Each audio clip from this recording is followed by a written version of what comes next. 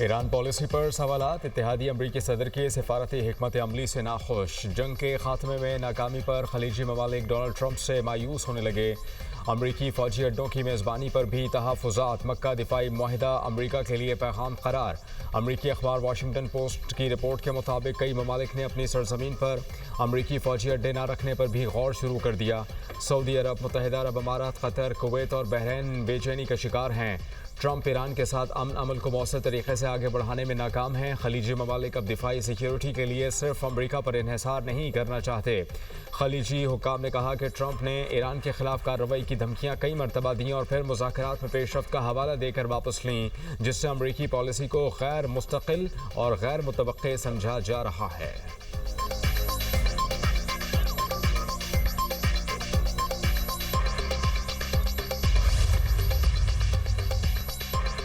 دشمن کے سامنے ہتھیار نہیں ڈالے، ملک کی مفاد میں معاہدہ کیا۔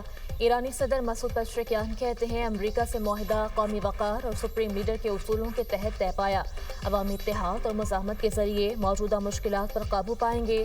اسرائیل عالمی طاقتوں کی حمایت سے خطے میں بدامنی پھیلا رہا ہے۔ ایرانی وزیر خارجہ عباس اراغچی کا کہنا ہے آبِ ہرمز کھلنے کا انحصار امریکہ پر ہے، امریکہ کو مفاہمتی یادداشت میں طے ہونے والی شرائط پر عمل کرنا ہوگا۔ عمان کے ساتھ تکنیکی سطح پر مذاکرات ہو رہے ہیں۔ مذاکرات کا تعلق آبِ ہرمز میں بحری آمد و رفت سے ہے۔ عمان کے ساتھ مذاکرات اور آبِ ہرمز کھولنا دو الگ معاملات ہیں۔ ایرانی اسپیکر باقر کالباف نے کہا ایران جنگ کے عسکری اور سیاسی محاذوں پر فاتح بن کر ابھرا ہے، ہم اس وقت امریکہ اور صہیونیوں کی مسلط کردہ غیر منصفانہ جنگ میں ہیں۔ ایرانی قوم اس غیر منصفانہ جنگ کا بہادری اور باوقار انداز سے مقابلہ کر رہی ہے۔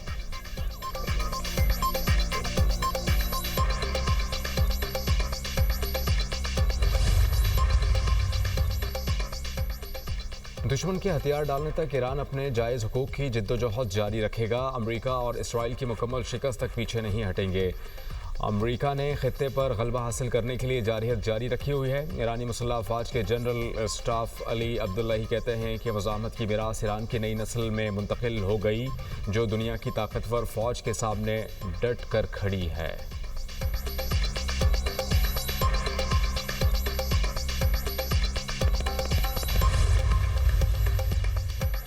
ایران نے مبینہ طور پر قطر میں گرفتار اپنے 3 پائلٹس کی تصاویر جاری کر دیں۔ ایران نے گزشتہ روز پہلی بار اپنے پائلٹس کی گرفتاری کی تصدیق کی تھی۔ ایران کا کہنا ہے 2 مارچ کو قطر میں امریکی فوجی اڈے پر حملے کے بعد لاپتہ ہونے والے ایرانی فضائیہ کے 3 پائلٹس کو قطری افواج نے گرفتار کر لیا تھا۔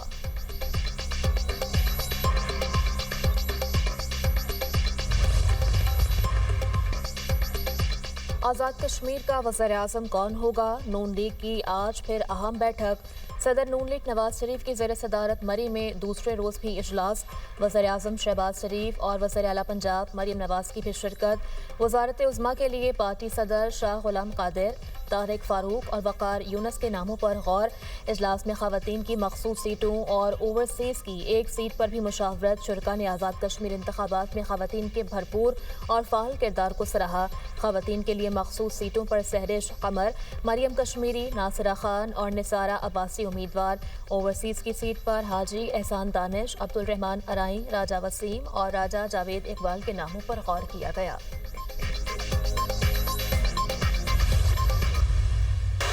ویتنام ہندوستان کے دہشت گردوں کا نشانہ بلوچستان کے عوام ہیں۔ دہشت گرد عام شہریوں، خواتین اور بچوں کو نشانہ بنا رہے ہیں۔ یہ بلوچستان میں امن، ترقی اور تعلیم نہیں چاہتے۔ نوشکی میں BLA کے دہشت گردوں نے ماں بیٹی کو قتل کیا۔ گھروں میں گھس کر خواتین کو قتل کرنے والے خود کو بلوچ نہ کہیں۔ غیور بلوچوں کا دہشت گردوں سے کوئی تعلق نہیں۔ وزیر اعلیٰ بلوچستان کی مشیر مینا مجید بلوچ کی دیگر ارکان کے ہمراہ پریس کانفرنس، کہا خواتین پر حملہ کرنے والوں کے خلاف کھڑا ہونا ہوگا، بزدل قاتلوں کو کیفر کردار تک پہنچائیں گے، کسی اعلی کار کو بلوچستان کا امن تباہ نہیں کرنے دیں گے، دہشت گردوں کا بیانیہ اب نہیں بکے گا۔ وزیر تعلیم راحیلہ حمید درانی نے کہا بلوچ خواتین کو نشانہ بنانا انتہائی قابل مذمت ہے، معصوم خواتین کو کس بات کی سزا دی گئی؟ دہشت گرد خواتین کو شہید کر کے اپنے مقاصد حاصل نہیں کر سکتے۔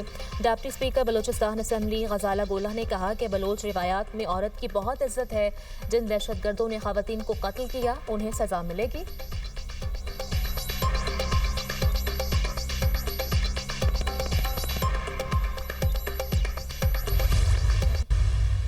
पंजाब में सिर्फ वैक्सीनेशन 80% तक पहुंचती है, बलूचिस्तान में it is less than 30%, Sindh में इट इज 49%, अगर कराची को निकाल दें तो वो शायद बहुत ही बुरे हालात 12% भी नहीं है, क्योंकि कराची में फिर भी एक वैक्सीनेशन है। तो हम तो जो बात कर रहे हैं, हम तकसीम की बात नहीं कर रहे हैं, हम लोगों के वेलफेयर की बात कर रहे हैं। पर कैपिटा जो पर पर्सन, उसको मैं कहता हूँ, अगर इस सिस्टम पे आप जाते हैं, जो अगर आप छोटे सूबे बनाते हैं, तो सबसे ज्यादा पर पर्सन इनकम अगर कहीं पे जाएगी तो वो उन 8 सूबों में जाएगी जो आज बलूचिस्तान है, वो आपके अमीर तरीन सूबे होंगे। और उसके बाद दूसरे नंबर पे सिंध के लोगों की आमदनी में इजाफा होगा। पर पर्सन जो आपका NFC अवार्ड, अगर इसी फार्मूले पे आप रहते हैं, जो पैसे उस इलाके में जाएंगे, उसमें सबसे ज्यादा पैसा उन इलाकों को, उन सूबों को जाएगा जो आज सिंध है, और पंजाब सबसे आखिर में आएगा।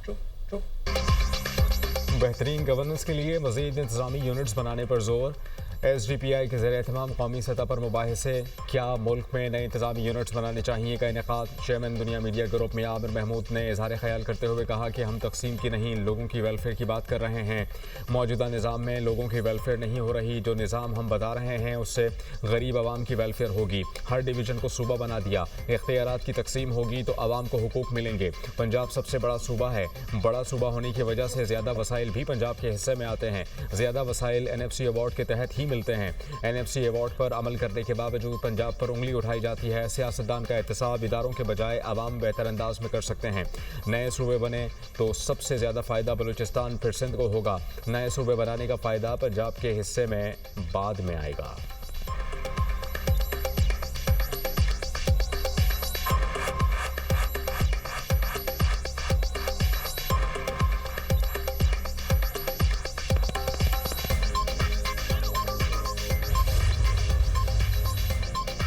सिस्टम में इस्लाहात लाने की ज़रूरत है। इख्तियारात की तकसीम से अवाम को सहूलत मिलेगी। खाकान नजीब ने कौमी मुबासे से खिताब में कहा, पाकिस्तान का मसला मालियाती नहीं है। माहिर मईशत फारूक सलीम बोले, हमारे पास वसाइल हैं लेकिन उनकी तकसीम ठीक नहीं। आम आदमी की ज़िंदगी में कोई तब्दीली नहीं आ रही। सियासी पार्टीज लोकल गवर्नमेंट का निज़ाम नहीं चाहती। जमहूरी हुकूमतों ने बल्दियाती निज़ाम को कमज़ोर किया। नून लीग के रहनुमा बैरिस्टर दानियाल चौधरी ने कहा, नए सूबे बनाने के लिए इत्तफाक़ राय बहुत ज़रूरी है। सूबे बनाने के लिए बहुत सी चीज़ों को मद्देनज़र रखना होगा। इंतज़ामी अखराजात, आबादी, पानी और दीगर वसाइल को भी देखना होगा।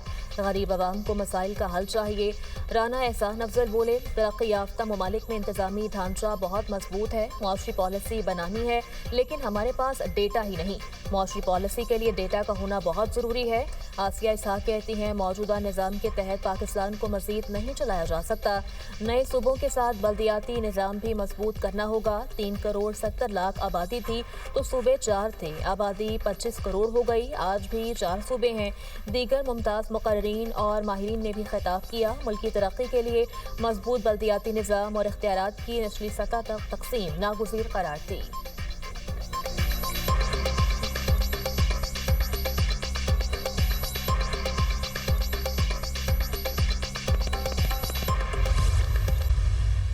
पाकिस्तान के मौजूदा सूबे एक तो पूरे कानूनी तकाजे के साथ नहीं बनाए गए थे।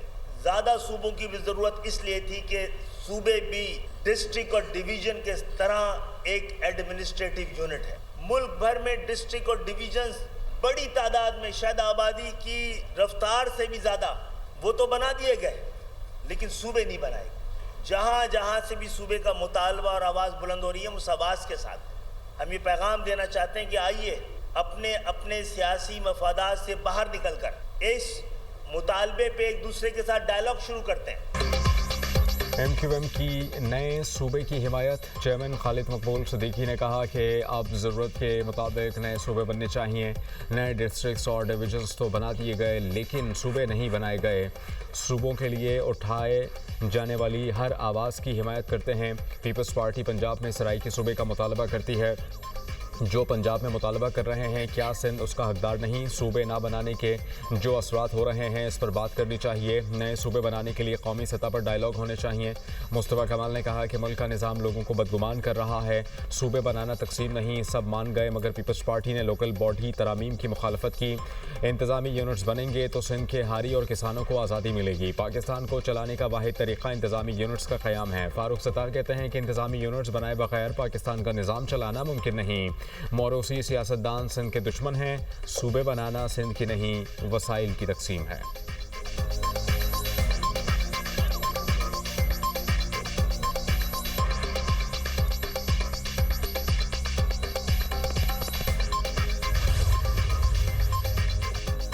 خالد مقبول صدیقی آئین کا آدھا سچ بول کر عوام کو گمراہ کرنے کی ناکام کوشش کر رہے ہیں۔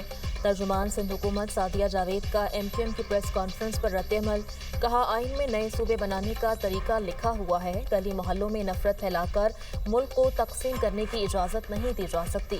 اگر آئین کا اتنا ہی احترام ہے تو ایم کیو ایم آئین کی روح یعنی 18ویں ترمیم پر حملہ کیوں کرتی ہے؟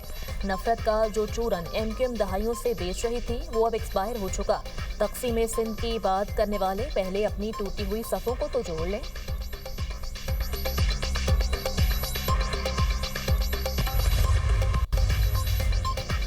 حکومت اور گوڈز ٹرانسپورٹرز میں مذاکرات کامیاب، ہڑتال 40 روز کے لیے مؤخر کر دی۔ صدر آل پاکستان گوڈز ٹرانسپورٹ اتحاد ملک شہزاد عوان نے کہا کہ ٹرانسپورٹرز اپنی گاڑیاں چلائیں، ہڑتال ختم نہیں، مؤخر کی جا رہی ہیں۔ مطالبات کی منظوری کے لیے وفاقی اور صوبائی حکومتوں کو 40 روز کا وقت دے رہے ہیں۔ حکومت نے پیٹرولیم مصنوعات کی قیمتوں کا تعین نہ کرنے کے لیے 15 روز کا وقت مانگا۔ گورنر سندھ نہال ہاشمی نے کہا کہ فریقین نے فراخ دلی سے ایک دوسرے کا نقطہ سمجھا۔ پاکستان سمیت پورے خطے کو غیر معمولی حالات کا سامنا ہے، وزیر اعظم اور فیلڈ مارشل عوام کو ہر ممکن ریلیف دینے کے لیے کوشاں ہیں۔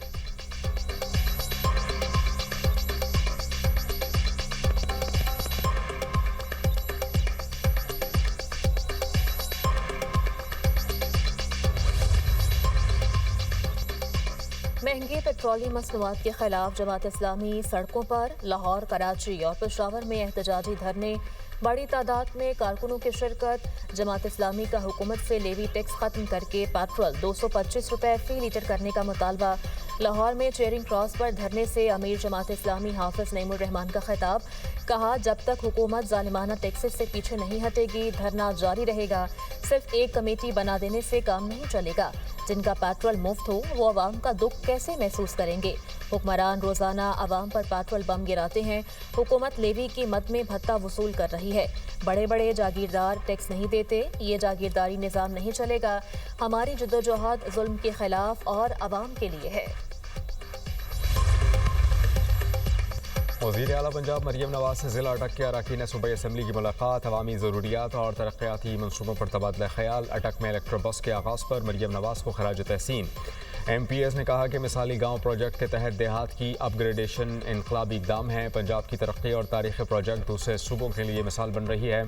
مریم نواز نے کہا کہ ستھرا پنجاب پروگرام کی طرز پر صاف پانی پروجیکٹ بھی ترجیحات میں شامل ہے۔